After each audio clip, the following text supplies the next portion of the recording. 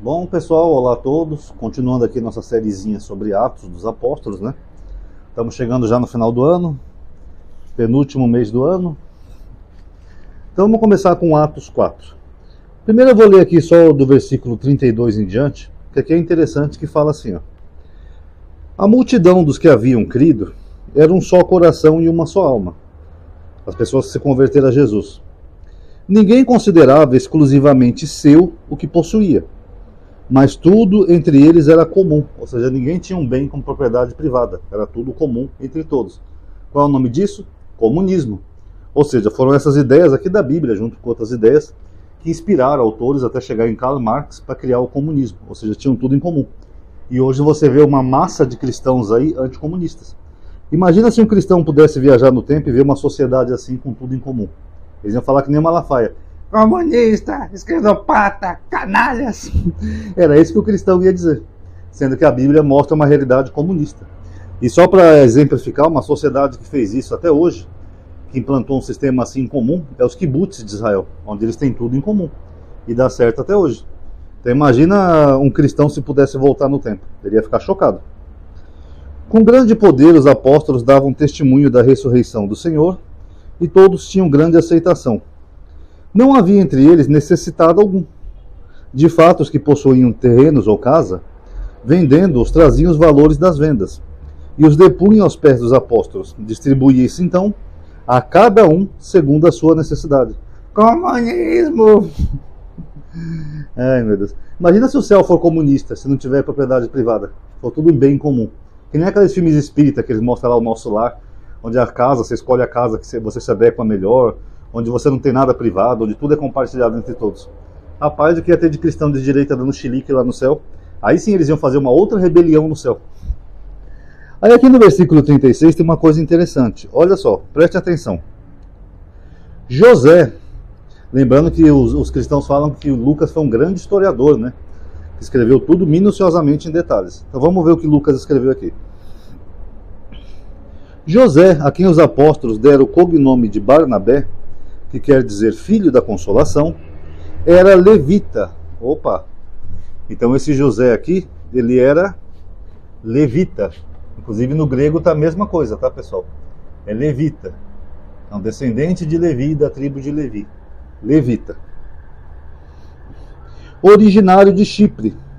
Sendo proprietário de um campo, vendeu-o e trouxe o dinheiro depositando-o aos pés dos apóstolos. Algumas bíblias falam só herdade, né? Tendo tido uma herdade. A Bíblia de Jerusalém é mais honesta.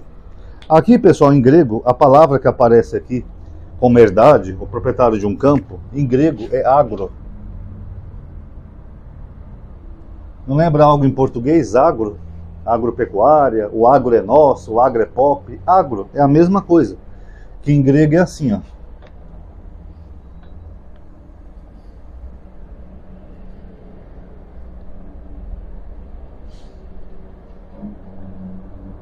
Agro, que quer dizer terra, terreno. Terra. Por isso que nós temos o agro brasileiro, que as pessoas que trabalham na terra, e assim por diante. O agronegócio é o negócio da terra.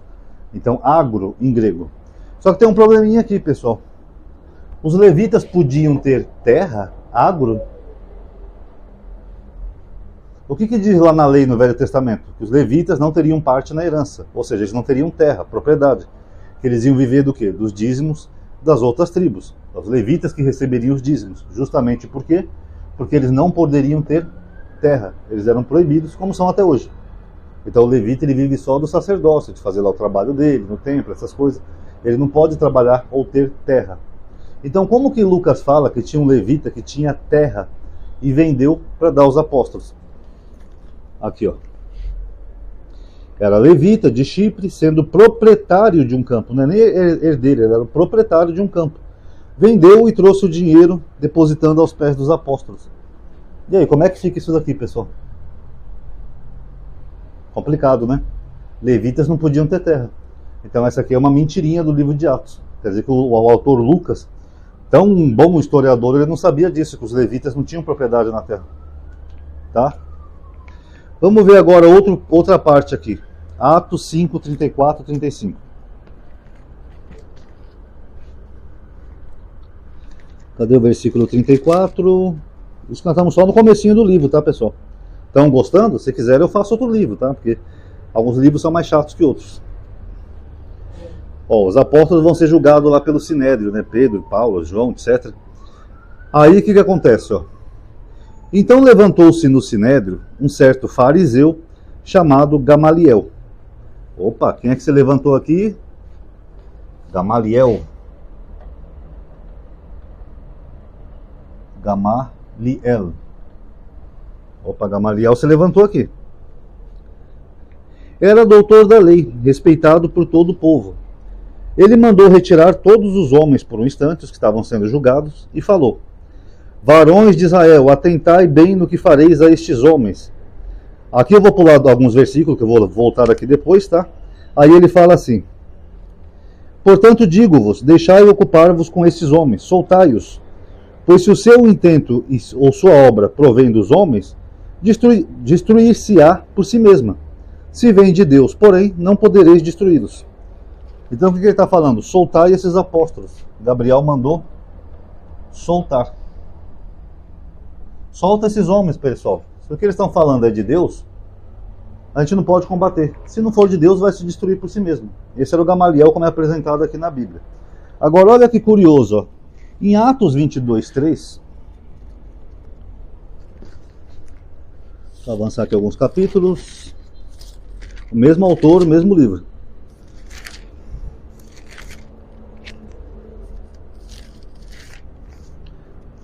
Atos 22:3. Paulo falando em Jerusalém.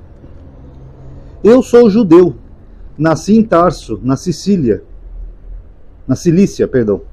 mas criei-me nessa cidade. Olha, ele se criou em Jerusalém, educado aos pés de Gamaliel, na observância exata da lei de nossos pais, cheio de zelo por Deus, como vós todos dia de hoje. Então Paulo diz que ele foi criado em Jerusalém, aos pés de Gamaliel.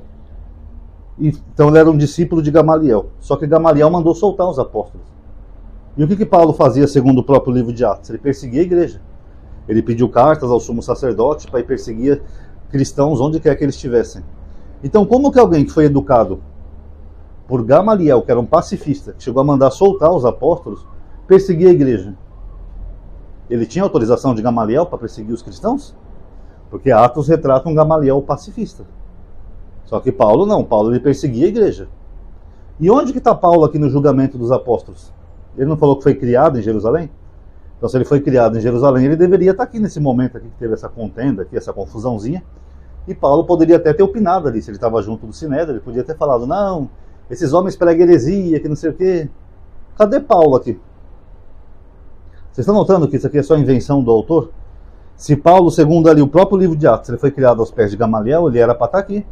Ele poderia ter tomado parte, sim, na discussão do Sinédrio, e ele poderia até ter batido de frente com Gamaliel, porque Gamaliel mandou soltar os apóstolos. E Paulo era contra, ele perseguia a igreja até Cristo aparecer para ele lá no caminho de Damasco. Até então, ele era um perseguidor da igreja. Cadê Paulo aqui? E a atitude de Paulo condiz com a atitude de Gamaliel? Como que ele é discípulo de Gamaliel e estava perseguindo a igreja? Ah, Madinho, mas ele só foi perseguir a igreja depois. Sim, mas Gamaliel já tinha ensinado aqui para ele, ó, se essa obra for dos homens, ela vai se desfazer sozinha. Se for de Deus, ninguém pode destruir. E aí, Paulo não ouviu isso? Paulo não aprendeu isso com seu mestre Gamaliel? Complicado, né, pessoal? Aqui em Atos, de novo, aqueles versículos que eu pulei, ele fala o seguinte, ó. Antes desses nossos dias, surgiu Teudas, que pretendia ser alguém, e ao qual aderiram cerca de 400 homens, mas foi morto, e todos que lhe deram crédito debandaram e foram reduzidos a nada. Depois dele, do Teudas, veio Judas o Galileu, na época do recenseamento, atraindo o povo atrás de si, na época do censo. Pereceu ele também, e todos que lhe obedeciam foram dispersos. Tá. Essa parte do Atos dos Apóstolos, pessoal, é logo em seguida que Jesus morre, ressuscita e sobe aos céus, correto? Vamos considerar então, fazer uma linha do tempo aqui. Fazer com a outra canetinha, que essa aqui está meio fraca. Vamos considerar então que nós estamos falando, as pessoas acreditam que Jesus morreu por volta de 33 anos. Então esse discurso de Gamaliel seria aqui, ó, no ano 33 depois de Cristo, tá? Aí ele fala que antes disso, naqueles dias, apareceu Teudas. Só que Teudas, segundo a história secular, a revolução dele foi depois, não foi antes. Foi em 46 depois de Cristo. É aqui que acontece a rebelião de Teudas. Tá? Ele fez uma rebelião contra Roma. Então não foi naqueles dias nem antes, foi depois. Ah, Madinho, mas o livro pode ter sido escrito depois. Tá, então o autor aqui que está falando aqui, Gamaliel, ele está falando depois de 46. Beleza. Só que aí ele fala que depois de Teudas apareceu Judas o Galileu. Só que Judas o Galileu, ele aparece aqui, ó, no ano 6 depois de Cristo. Ele faz realmente uma rebelião contra Roma por causa do censo, o recenseamento, como está escrito ali em Atos, e depois ele é morto pelos romanos. Só que ele apareceu aqui, ó, antes de Teudas, e não depois. Então o autor de Atos, ele não sabe nem as datas, nem a cronologia do que acontece. Ele fala que pouco antes disso apareceu Teudas, e logo depois de Teudas apareceu Judas. Na verdade, não. Teudas aparece no ano 46, e Judas já tinha passado, ó, mais de 3 décadas que Judas o Galileu tinha feito a rebelião dele. Esse é o minucioso historiador, um historiador sério que estava ali contando os fatos com minuciosidade, né, em cada detalhe para transmitir para gerações futuras. Não bate, tá? Tá errado. Deixa eu ver. E por fim, não, acho que é só isso nesse vídeo de hoje, tá? Então tá aí, pessoal. Aqui tá alguns absurdos e mentiras de Atos, tá? Como é que um levita poderia ter terra? Isso não existe. O levita não tinha parte na herança. Como é que Gamaliel manda soltar os apóstolos e ao mesmo tempo o discípulo dele manda perseguir os apóstolos e a igreja? Não faz o menor sentido. É só mais uma invencionice do autor. Que se Paulo fosse discípulo de Gamaliel, ele seguiria o que pregava Gamaliel, os ensinamentos dele. E por fim, essa confusão histórica aqui que o autor faz, que mostra que ele nem sabe mais ou menos do que ele está falando. Porque ele pega um personagem que veio antes, fala que esse veio depois, fala que esse veio depois de Teudas, sendo que esse veio décadas antes, e Teudas também veio depois de quando ele estava fazendo a oratória dele, não antes. Então é só maluquice, tá bom? Espero que tenha dado para entender. Então tá aí, pessoal. Quem gostou, dá um like aí no vídeo, tá? Ativa o bendito sininho, que o YouTube está bugado, ou considere entrar na lista de transmissão. Como está chegando no final do ano, se alguém quiser colaborar alguma coisa com o canal, eu tenho o Pix aí na descrição de qualquer vídeo, tá? Eu falo sempre isso no final do ano, porque no final do ano as pessoas geralmente têm um 13º salário. Então se alguém quiser colaborar com alguma coisa, R$10, R$5, alguma coisinha, não pesa tanto no orçamento. Já bem ou mal é um trocadinho extra.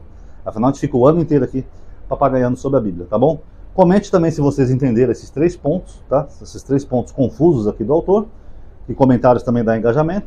Obrigado a todo mundo aí que assistiu. Paz a todos.